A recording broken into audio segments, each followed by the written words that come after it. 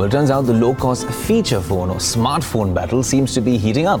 Barely a month after Reliance launched the JioPhone, Airtel has announced a partnership with Karbonn Mobile to bring an affordable smartphone, a 4G smartphone, to Indian consumers called the A40 Indian. Now, the Android Nougat 7.0 powered phone will have an effective price of 1399 rupees, that's 1400 rupees. So what can users really expect? So Airtel is providing unlimited calling as well as 500 MB of data per day for a period of 28 days. Taking a closer look, the phone has a 4-inch WVGA display with a maximum resolution of 800 by 480 pixels. It's powered by a 1.3 GHz processor, 1 GB of RAM, and has an internal storage of 8 GB. It also has an expandable storage option of up to 32 GB. It has a dual camera with the rear camera of 2 megapixels. However, it's interesting to note that it supports a panorama shot mode, has smile recognition as well as a burst mode. Now, after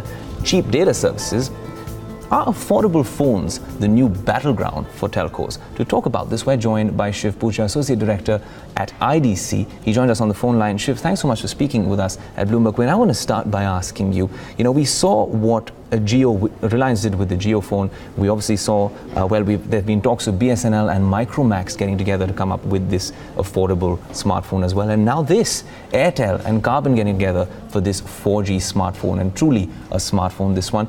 How much of this do you attribute to the Jio effect? Hi there. First of all, thanks for having me. And to your question, yes, indeed, there definitely is a Jio effect in play, and there's no question that this is a competitive response. That said, I think you're going to see a lot more of these devices coming up, right? And what's also interesting is that you're actually seeing a very different approach already between what I would call an open versus closed ecosystem kind of play that's coming up between what the path Airtel has chosen versus the more closed ecosystem that Jio seems to be following. So I think definitely a competitive response and a lot more action to come. Right, Shiv, and you mentioned, the sort of approach that Airtel has taken and that Jio's taken. Well, there were concerns earlier with the JioPhone about net neutrality, considering you only have access to their KaiOS and they only have access to, the Jio content and the Jio store. When it comes to this phone, it's a full-on Android phone with access to Google's Play Store.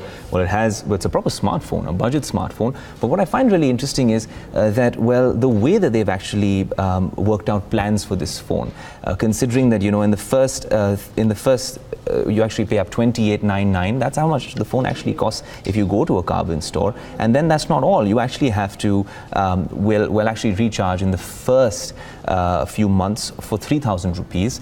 Then you actually get a refund of 500 rupees. And then again, when you actually recharge 18 months later with that same amount, you actually get a 1,500, or you get a full 1,500 cash back. So that's the way they figured, really factored it in.